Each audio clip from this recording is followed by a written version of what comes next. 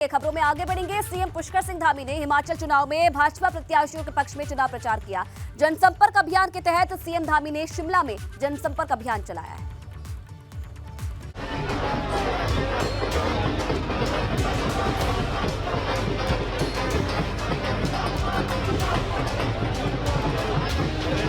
हिमाचल विधानसभा चुनाव में उत्तराखंड भाजपा ने ताकत झोंक दी है। मुख्यमंत्री पुष्कर सिंह धामी मंगलवार को शिमला पहुंचे, जहां सीएम धामी ने माल रोड पर जनसंपर्क अभियान किया और इस दौरान मुख्यमंत्री धामी ने लोगों को भाजपा प्रत्याशियों के समर्थन के पर्चे बांटे।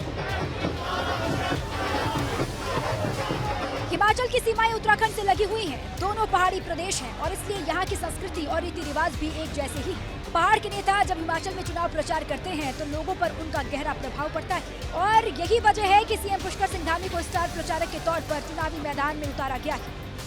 हिमाचल में भी एक बीमारी हमेशा रही है, वो रही है कि 5 साल में सरकार बदल जाती है।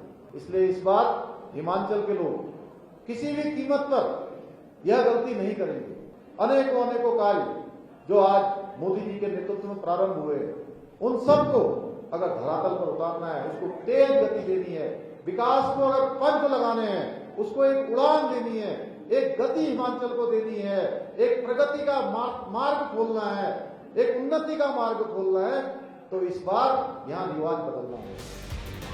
चुनाव प्रचार के दौरान सीएम पुष्कर सिंह धामी खास अंदाज में दिखाई दिए। मुख्यमंत्री धामी ने एक दुकान पर चाय की चुस्की का भी मजा लिया।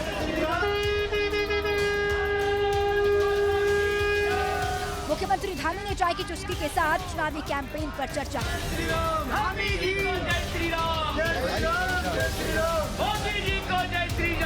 हिमाचल प्रदेश की 19 विधानसभा सीटों का जिम्मा उत्तराखंड भाजपा को सौंपा गया है। ये सभी सीटें उत्तराखंड की सीमा से जुड़े संसदीय क्षेत्रों में आती हैं। सीएम धामी के अलावा भाजपा के दूसरे बड़े नेताओं ने चुनाव प्रचार की कमान संभाल रखी। एबीपी गंगा के लिए अजीत सिंह राठी की रिपोर्ट।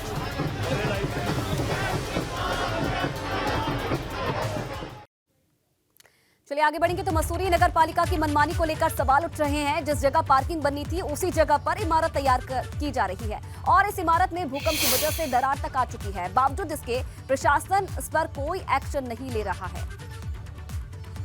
तो नगर पालिका की मनमानी का ये असर अब देखने को मिल रहा है कि भूकंप की वजह से इस बिल्डिंग में दरारें पड़नी शुरू हो गई है। भूकंप से वहाँ दरारें पड़ गई। जब 4 पॉइंट पे जब इतनी दरारें पड़ सकती है और 5-6 पे जब भूकंप आएगा, ये दुकानें रहेंगी भी वहाँ, ये बिल्डिंग रहेगी भी वहाँ। ये तो उनके लिए भी खतरा हो गया, जो आगे 40 परिवार रह रहे हैं उनके लिए भी खतरा हो गया है। इसमें तो सरकार को संज्ञान लेना चाहिए, स्थानीय प्रशासन को संज्ञान लेना चाहिए, नगर पालिका के युवकों को संज्ञान लेना चाहिए, इंजीनियरिंग विभाग को संज्ञान लेना चाहिए। वर्तमान में जिसको ये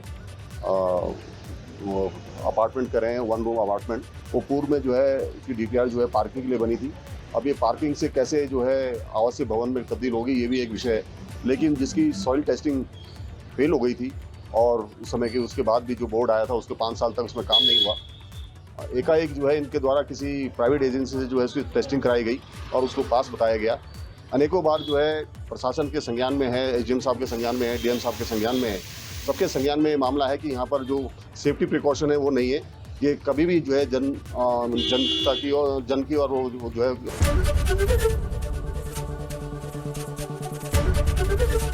एबीपी गंगा, खबर आपकी, जुबान आपकी।